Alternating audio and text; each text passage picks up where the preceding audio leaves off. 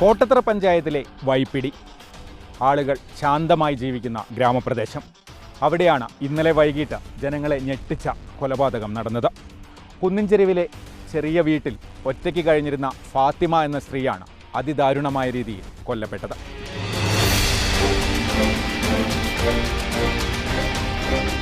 മക്കളുടെ വീടുകളിൽ മാറി മാറി താമസിക്കാറുള്ള ഫാത്തിമ സംഭവ ദിവസം രാവിലെയാണ് വൈപ്പടിയിലെ സ്വന്തം വീട്ടിലെത്തിയത്. അടുത്തു തന്നെയുള്ള ഇളയ മകൻ വൈകിട്ട് ഉമ്മയെ അന്വേഷിച്ചെത്തിയപ്പോഴാണ് വീട്ടുവരാന്തയിൽ മലർന്നു കിടക്കുന്ന നിലയിൽ കണ്ടത്. അടുത്തെത്തിയപ്പോഴാണ് ഉമ്മയ്ക്ക് അനക്കമില്ലെന്ന് മകന് മനസ്സിലായത്. ഉടൻ തന്നെ ബഹളം വെച്ച നാട്ടുകാരെ കൂട്ടി.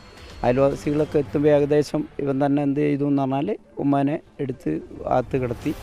പിന്നെ പോലീസിൽ വിവരം അറിയിച്ചു. പോലീസ് എത്തി.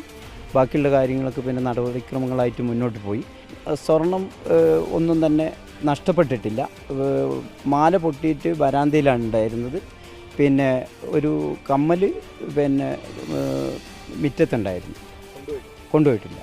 പിന്നെ ബാക്കി വളയും മറ്റുള്ള സാധനങ്ങളൊക്കെ കയ്യിൽ തന്നെ ഉണ്ടായിരുന്നു. മോഷണത്തിൻ്റെതൊരു ഭാഗമല്ല, അതിൻ്റെ ഒരു ഇത് കണ്ടിട്ട് മോഷണമല്ല എന്നുള്ളതാണ് തോന്നുന്നത്. പിന്നെ അന്നേരം തന്നെ അറിയിച്ചു. പിന്നെ പോലീസും എത്തി. അവർ ഊർജിതമായിട്ടുള്ള കാര്യങ്ങൾ ചെയ്യുന്നുണ്ട്.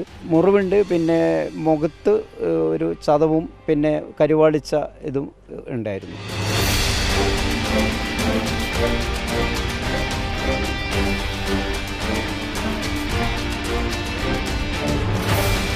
വീട്ടിലെ സാഹചര്യം നന്നായി അറിയുന്ന ആരോ ആണ് പ്രതിയെന്നാണ് പ്രാഥമികമായി പോലീസ് വിലയിരുത്തുന്നത്. ഫോറൻസിക് വിദഗ്ധരും വിരലടയാള വിദഗ്ധരും ഫാത്തിമയുടെ വീട്ടിലെത്തി പരിശോധന നടത്തി. പോലീസ് ഡോഗ് സ്ക്വാഡും സ്ഥലത്തെത്തി. വീട്ടിൽ നിന്നിറങ്ങിയ പോലീസ് നായ അല്പസമയം പ്രദേശത്തുകൂടെ ഓടി. എന്തായാലും എല്ലാ പഴുതും അടച്ചുള്ള അന്വേഷണമാണ് പോലീസ് നടത്തുന്നത്. ഉന്നത ഉദ്യോഗസ്ഥരടക്കം സ്ഥലത്ത് എത്തിയിട്ടുണ്ട്.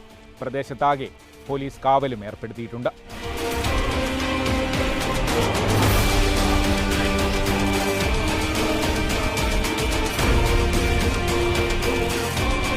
ജനങ്ങൾ ശാന്തമായി കഴിയുന്ന ഒരു പ്രദേശത്ത് ഇത്തരമൊരു കൊലപാതകം നടന്നത് എല്ലാവരെയും ഞെട്ടിച്ചു. എന്തായാലും എത്രയും പെട്ടെന്ന് പ്രതിയെ പിടികൂടാനാകുമെന്ന പ്രതീക്ഷയിലാണ് പോലീസും നാട്ടുകാരും.